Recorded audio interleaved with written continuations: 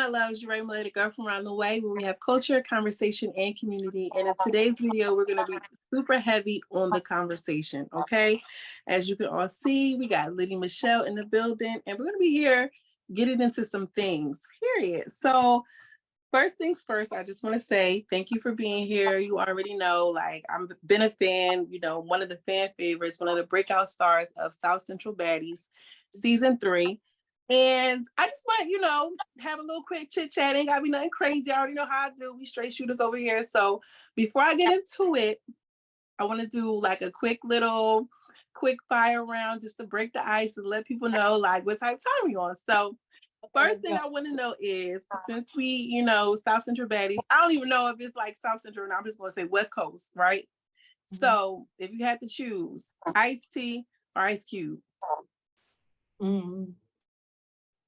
I would go with ice cube. All right. The weed or the liquor? The weed. Braids or bust down? Braids. All right. And Deja Vu or Big Legs Baddie collection? Oh, Deja Vu. Deja Vu. I knew you was gonna say it. Deja Vu is cute. I do. I like Big Lake Show. I like a lot of the girls on there. They're dope as fuck. But Deja Vu was hilarious. That shit was funny. Like, it started off as a porno. Like, no, for real. For real. Deja Vu was different. All right, so I just want to hop into some things. The reason why, I wanted to kind of talk to you and have this shit chat is because I feel like, I think we just need to kind of like take a peek behind the curtain. I don't want to start off with something corny like, why you wanted to be on South Central Baddies? This obvious. What I do want to know is, when you came into the house and you knew, you and Cash had the beef or whatever, however, did you know going in that it was going to be some bullshit, or did you expect to be like, all right, you about to go here, you about to have a good time? Like, what was your expectations going in? Oh, I knew it. See, and that's another thing. Let me just say this. There was no beef. They created that shit. Like, there was no beef. Nina and Imani have fought at the contract signing.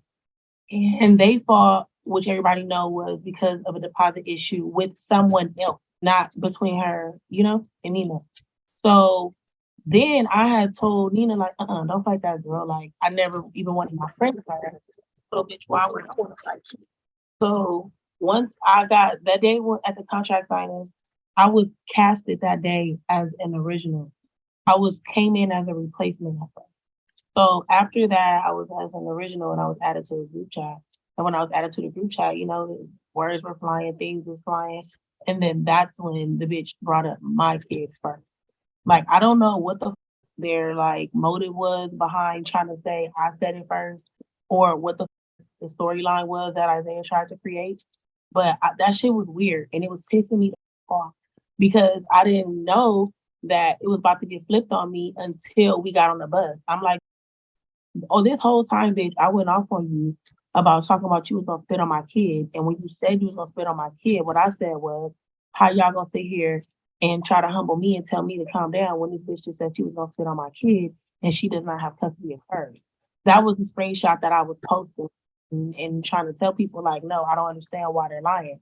Isaiah said the only thing he said was, don't bring me up. And the reason why he said don't bring him up was because when she was talking shit, I was like, bitch, you steal from your friends. Because it was said, and he said it too, that she has stole a few $1,000s from him, like, I guess at a previous season, which ain't my business. I don't give a fuck. But if you talking shit to me, I'm going to talk shit back.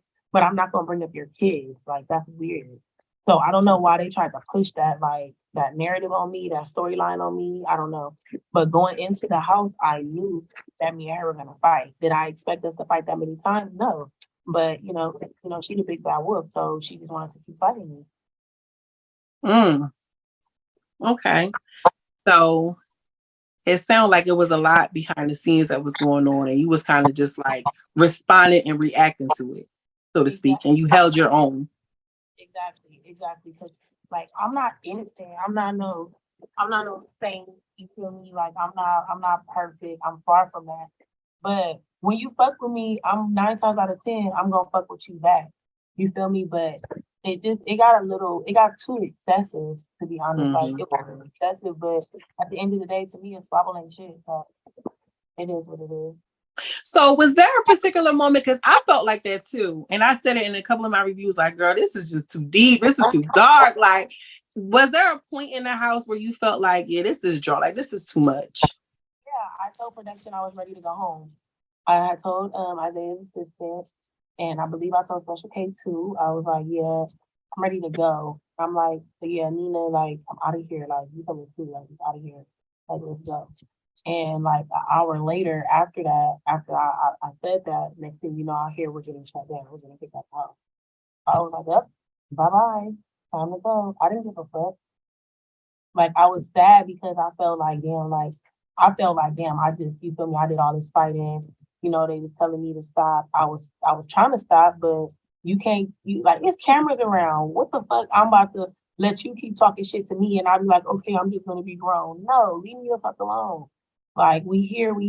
Like you feel me? So I was kind of sad, but overall I was ready to go anyway. I didn't care.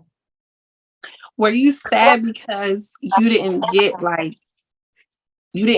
to really kind of showcase who you were? Or were you sad because of like the fact like how it all like you didn't know how it was going to air out? You didn't know how it was going to play out like Was sad because I didn't get to really what you said. I didn't get to showcase my talent like that. Like, okay, yeah, I freestyled a little bit, you know? So yeah, you freestyle. like people don't really know me. Like all of these people who be on your channel talking shit about me and other channels talking shit or TikTok on my TikTok talking shit, on my Instagram talking shit. All y'all that be talking shit, y'all don't even fucking know me. Y'all don't know what I'm about. Y'all don't know what I've been through. Like I'm not perfect, but I am. I'm a woman out here with a child who been, you know, doing my thing, trying to better myself. And I've been pinned against people who ain't been through half of what I've been through, or is trying to be somebody. Mm. So it's not fucking fair.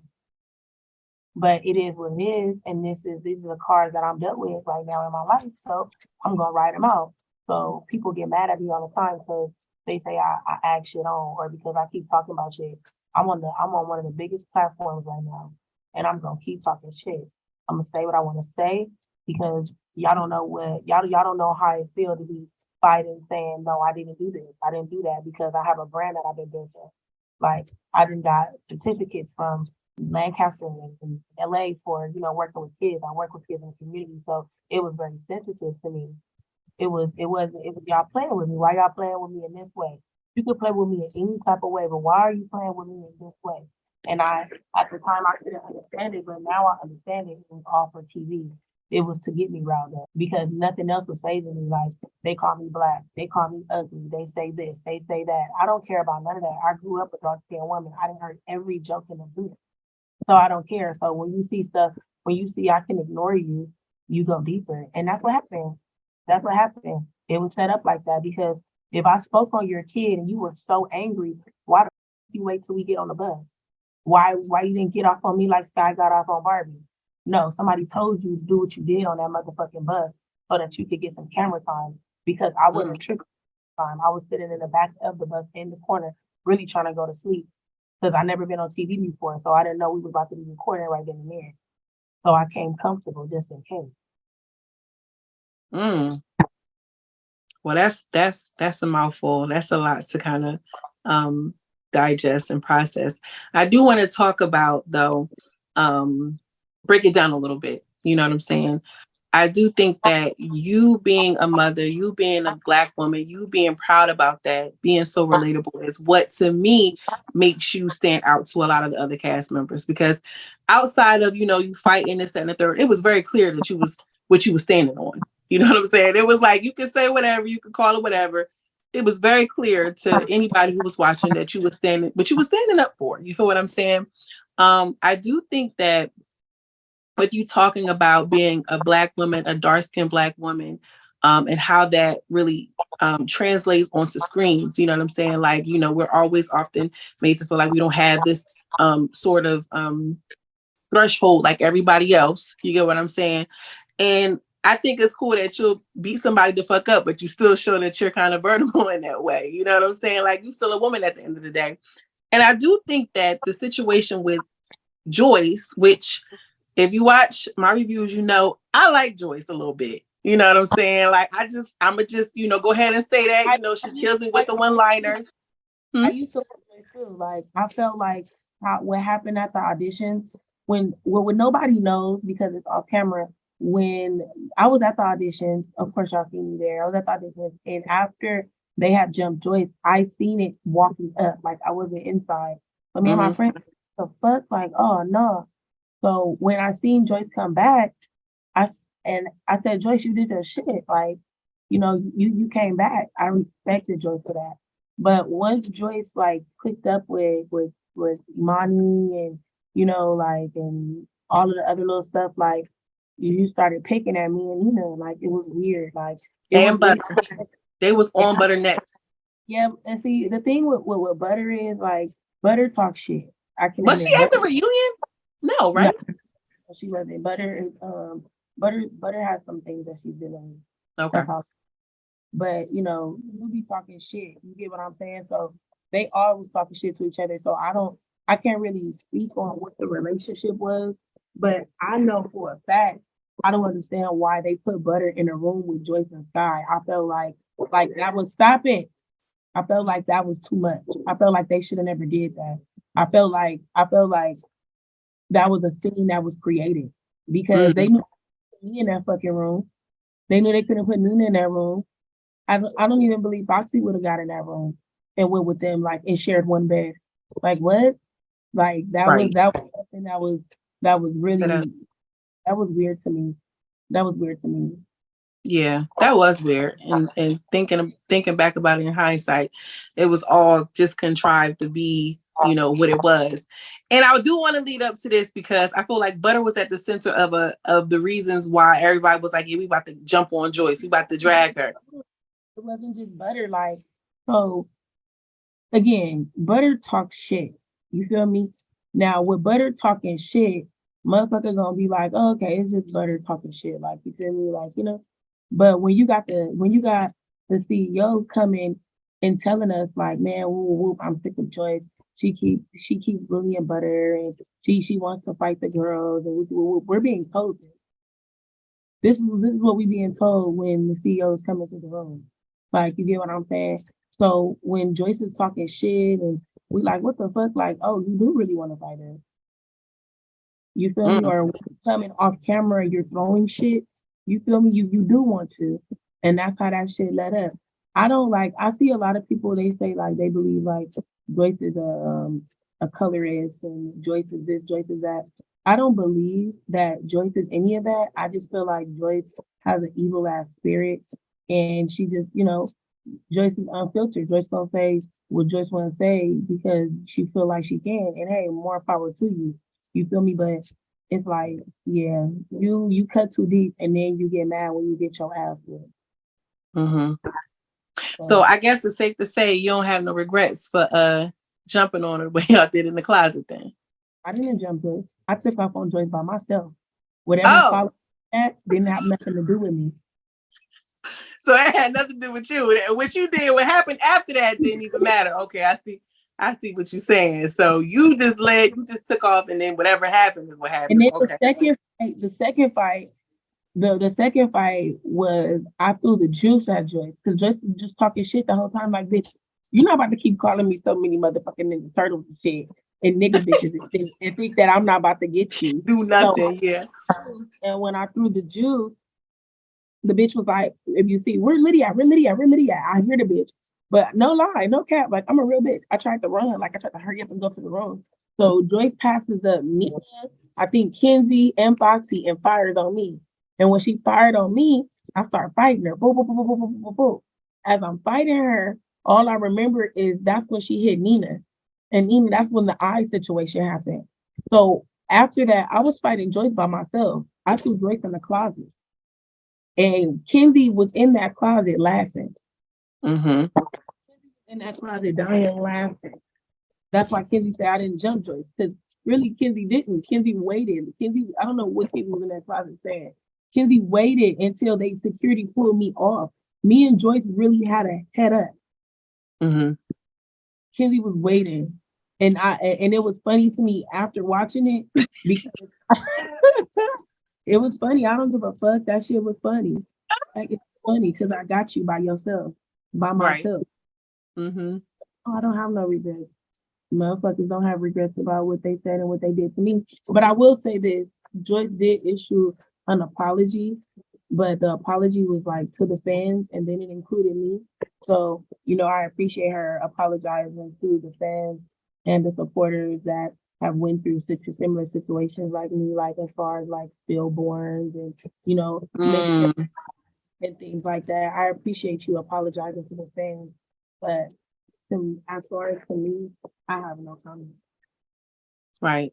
Period. Because I feel like she was definitely taking it there, and people have selective outrage. And I guess for what it's worth to save face, or maybe she truly means that, you know what I mean? She apologized. Cool, let's move right along. I want to kind of transition a little bit into the reunion because it was a lot of talk about I'm not going, it's no reunion, it's canceled, it's still a reunion. And then to find out, Relly B was hosting, we saw the trailer drop. It looked like it was about to be crazy. And it was.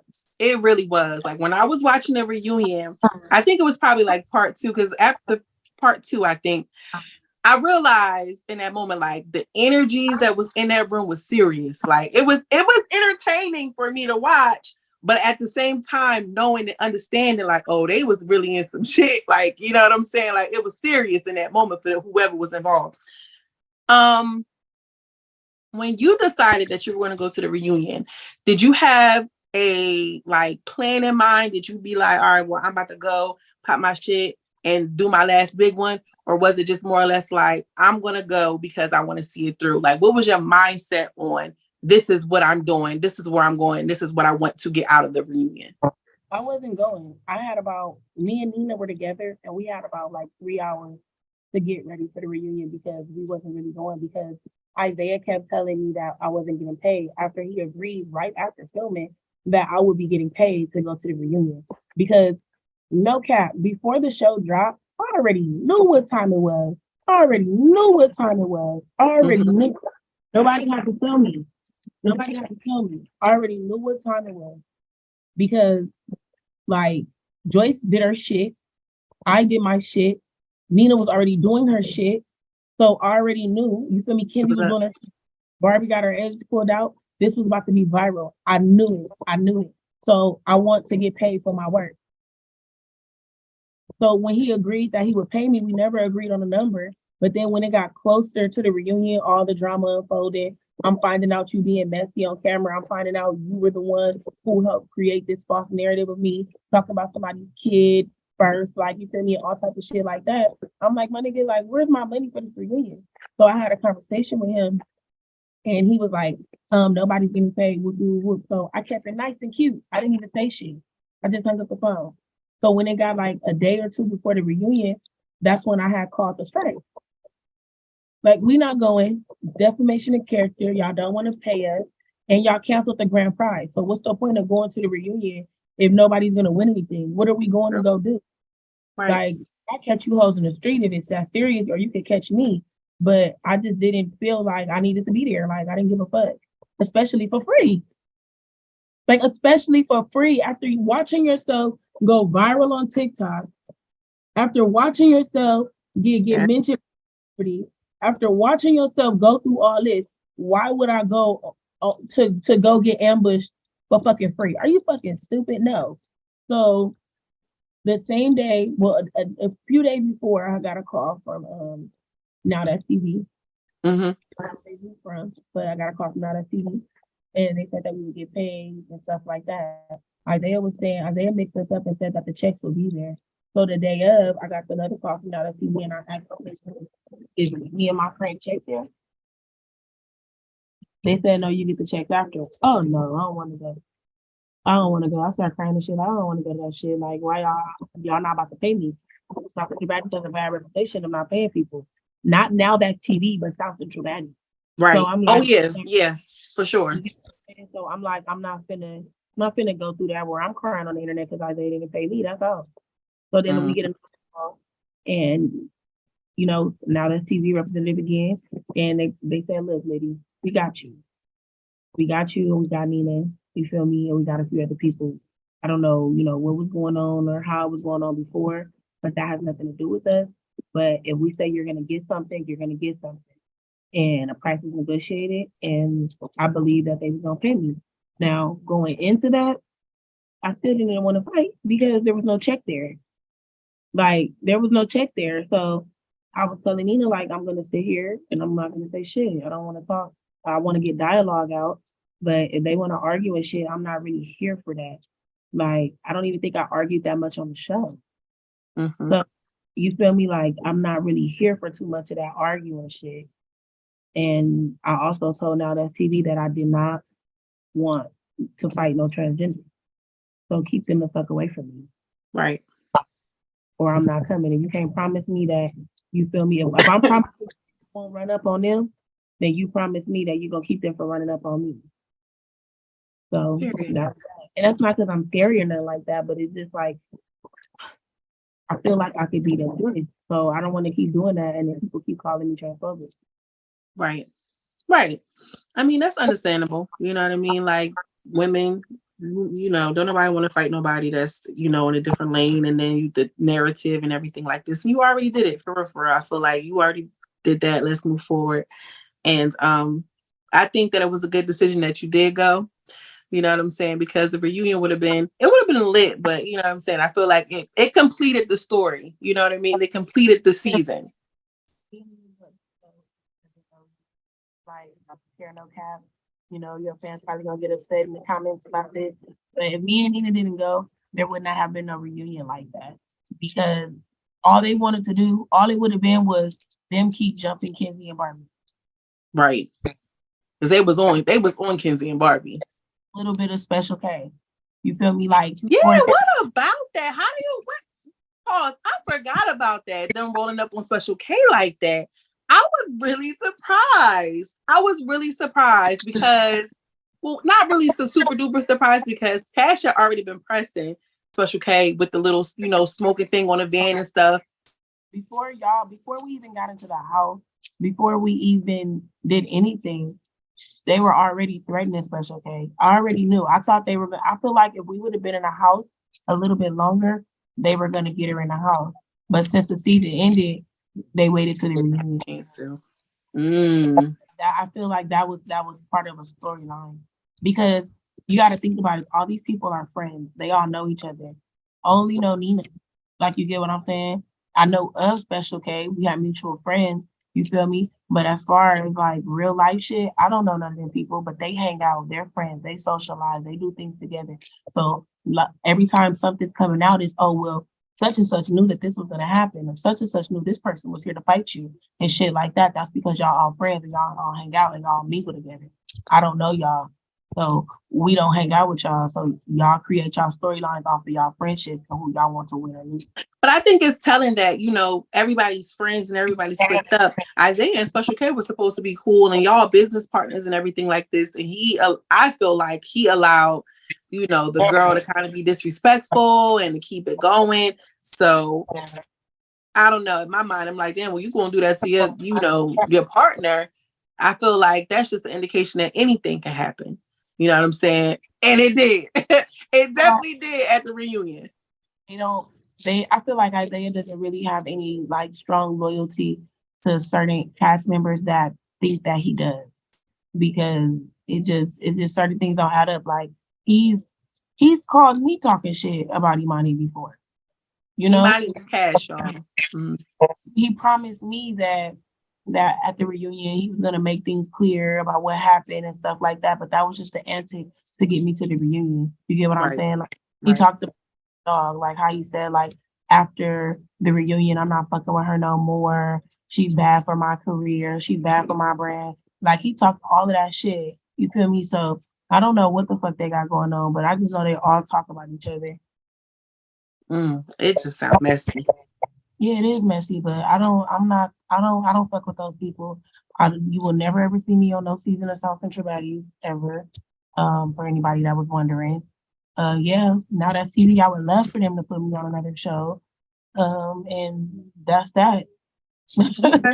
Period. Well, you already did your big one. I feel like you have already kind of like solidified yourself as somebody who we want to see, somebody who we know. We whooped you. We want to see that. You know what I'm saying? We want to see those type of things. You're right. They switched that on me. They tried to say, "Oh, girl, with me at the reunion." I'm gonna say this: she got the best of me. She did, but I'm not like you guys. You feel me? That be in the comments and stuff, like and that critique things. I can't just build up anger to fight everybody. I didn't know that girl was supposed to be fighting me. I never had a conversation with her before. I never knew her or nothing like that. And I maced them because I let it be known that I've been letting it be known for months that I wasn't going to the reunion to fight. We didn't get paid yet. Why do you bitches want to keep fighting for free? Y'all weird. And they didn't even get paid. They was just there for camera time. They didn't get paid. How was an all-star reunion and the all-stars didn't get paid? It makes no sense. Y'all was there to give ratings to a show and you didn't get paid. But I got paid no matter if somebody thought they with me or if whatever happened, I got some money and I'm happy with that. And I can live with that. Yes, we love to see it. We love a good coin. So tell people what you've been working on now. I know I've seen some music videos with you and Sugar Free. Tell me about your projects. What are you doing today? Yeah, so I dropped a project called West Coast Royalty, and it's featuring a song, a remix that I did called Let Me Fix My Crown with Sugar Free on there. Shout out to Seti Said, that's the producer, the engineer, Project J, and also shout out to Eastside Cabaret. I got a track that's trending, like a lot of people like it. It's called Don't Compete With Me. So I really like that track too. But my project is like, it's me talking my shit. It's me giving substance to women, like going through shit that we women go through as far as like relationships or even awkward relationships. And then also I'm speaking to the young girls, like on a track called For the Baby Mamas, and I'm letting them know, don't get lost in these streets. And I'm giving a little insight of of what I've been going through, and how I plan to protect my daughter in this world.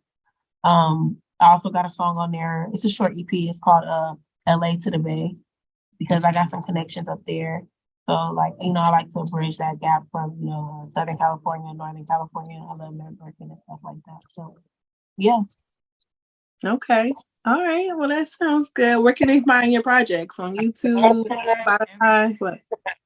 On all platforms, Liddy Mechelle, Liddy Mechelle, and it's on all platforms. The video is up now with Sugar Free. The official video is out on YouTube and it's on all platforms. And be expecting another track too. And if any of your fans are in Washington, I will be performing at the Hoop Fest. One of the Hoop Fest events outside the Hoop Fest is in Spokane, Washington. So if you guys want to come out, say hi, I don't bite. Period. Okay. Well, thank you for our quick little chit chat and conversation. As always, I'm sending you all much love and much light, and I will see you in the next video. Peace.